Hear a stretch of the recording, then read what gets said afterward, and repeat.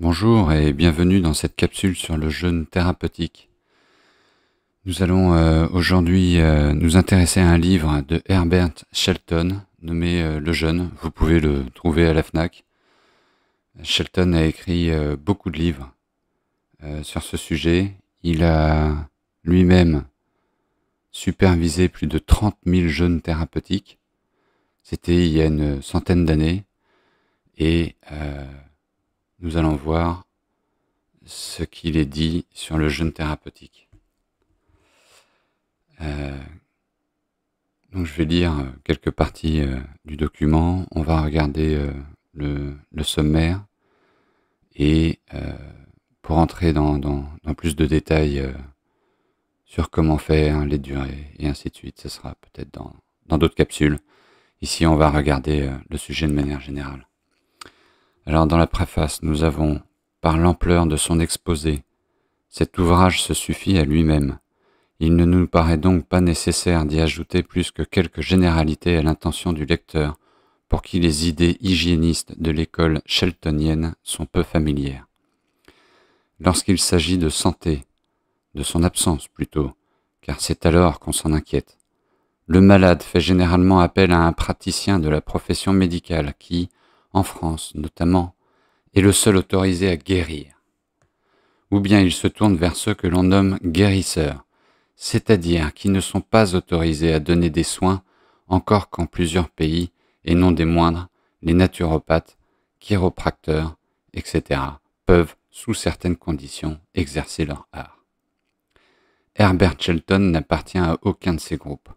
Ses connaissances et son autorité n'en sont pas moins immenses, car il n'est guère de problèmes touchant aux conditions de la vie saine qu'il n'ait approfondi au cours de sa longue carrière. L'auteur de cet ouvrage est un savant, un hygiéniste non dans le sens restreint donné habituellement au mot hygiène, mais dans l'acception la plus large et la plus précise du terme, c'est-à-dire en tant que science du maintien et du rétablissement de la santé. Il nous faut rappeler ici que pour qu'un jeûne serve au but qu'on en attend, la santé, un certain nombre de conditions sont requises. Il ne faut pas l'entreprendre n'importe où et n'importe comment. Un certain nombre de conditions sont nécessaires, comme on s'en apercevra en lisant cet ouvrage.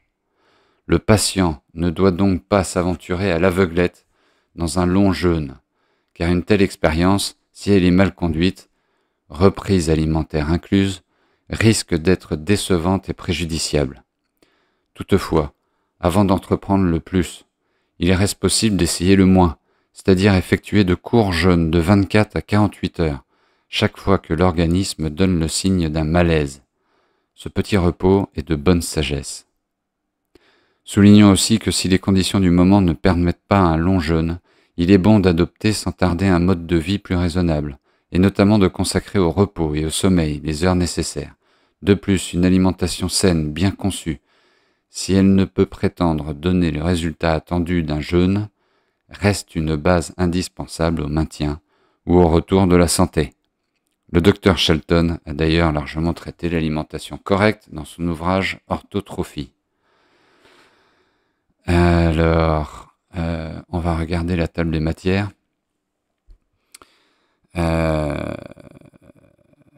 Donc je vais faire un petit aparté rapide. Donc on parle de jeûne de 24 à 48 heures. Dans le sommaire, on va parler d'autolyse, le terme d'autophagie est aussi employé. En fait, il faut comprendre que le corps a un mécanisme qui se déclenche au bout d'un certain nombre d'heures de non-alimentation. Et c'est ce mécanisme qui est appelé autorégénération du corps, et c'est ce mécanisme qu'on recherche quand on fait le carême ou le ramadan. C'est ce mécanisme qu'on recherche quand on parle de nettoyage du corps. Voilà. Alors regardons la table des matières. Donc, chapitre 1, définition du jeûne. Chapitre 2, le jeûne chez les animaux inférieurs. Oui. Donc ça, c'est toujours l'observation de la nature qui permet de comprendre un certain nombre de choses. Et donc là, je me souviens de cet exemple d'animaux qui se cachent dans un coin lorsqu'ils sont blessés, arrêtant l'alimentation et attendant de guérir avant de recommencer se déplacer et à se nourrir. Chapitre 3, le jeûne chez l'homme. Voilà, un certain nombre de sujets historiques, de sujets liés à ce qu'on peut constater dans la nature. Un menu pour les malades, l'autolyse, jeûner n'est pas mourir de faim. Oui, alors c'est vrai que ça va un peu à l'encontre de ce qu'on pourrait penser, mais voilà. Le jeûne, c'est la santé.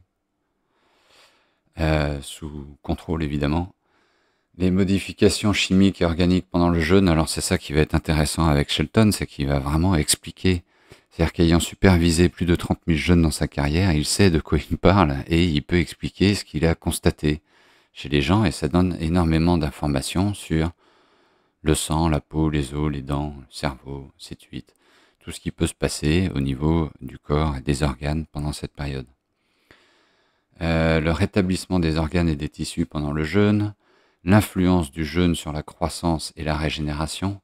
Contrairement à ce qu'on pourrait penser, un jeune en pleine croissance, un adolescent en pleine croissance ou un enfant en pleine croissance, 1 ou 2 ou 3 jours sans alimentation ne va pas impacter du tout sa croissance.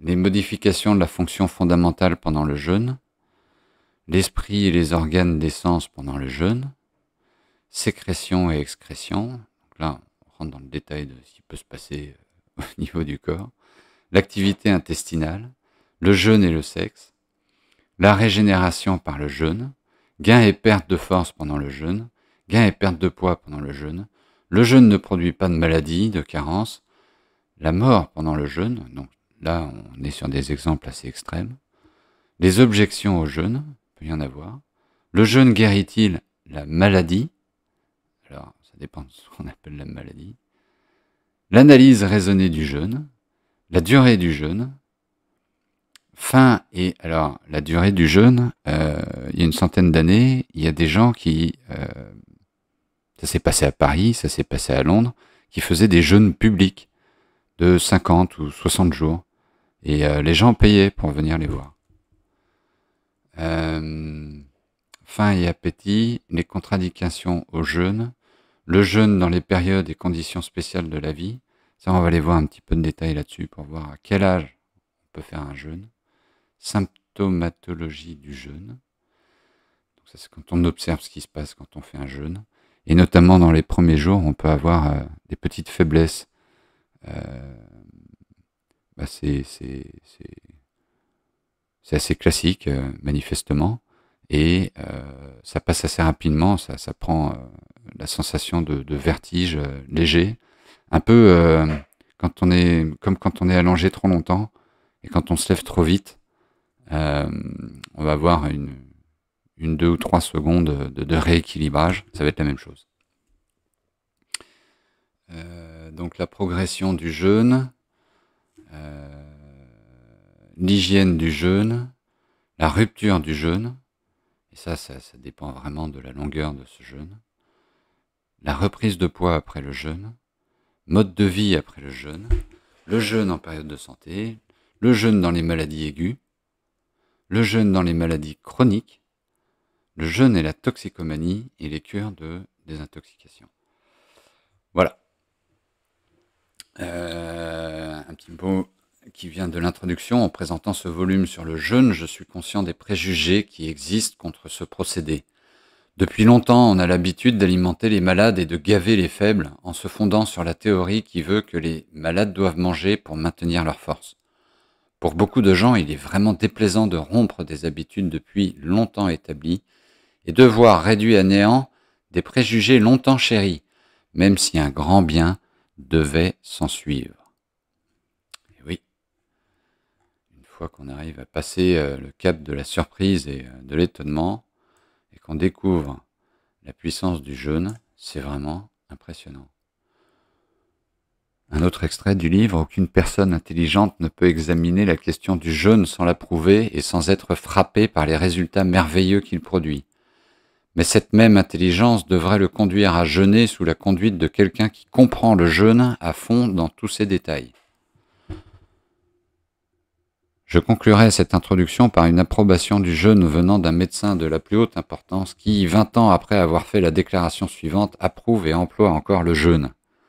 En 1922, le major Reginald F. E. Austin du corps médical de l'armée britannique écrivit « Une 60aine d'années d'expérience dans le traitement des maladies par le jeûne m'ont convaincu que beaucoup des prétendues complications et conséquences des maladies sont en grande partie dues à l'ingestion forcée de nourriture par un organisme qui dit aussi clairement qu'il peut, pour l'amour du ciel, enlever la nourriture de devant moi jusqu'à ce que mon appétit revienne.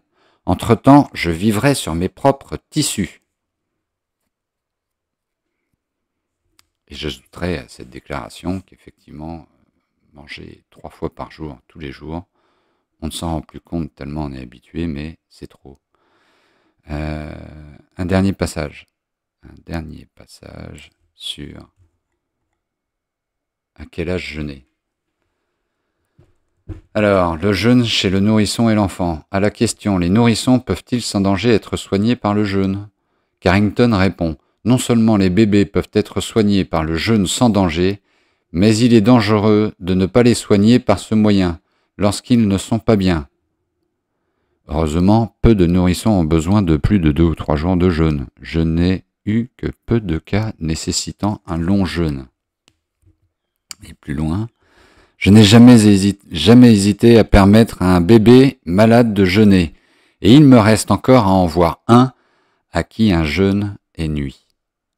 L'enfant malade qui n'est pas nourri se repose tranquillement et dort presque tout le temps. Les parents ne se rendent pas compte combien de souffrances inutiles ils imposent à leurs enfants fiévreux et combien d'anxiété qui pourrait être évitée. Ils se causent à eux-mêmes en les nourrissant lorsqu'ils sont malades. Les complications résultent presque exclusivement de la nourriture et des médicaments. Voilà. En conclusion, il y a beaucoup de choses à apprendre, à comprendre autour du jeûne thérapeutique.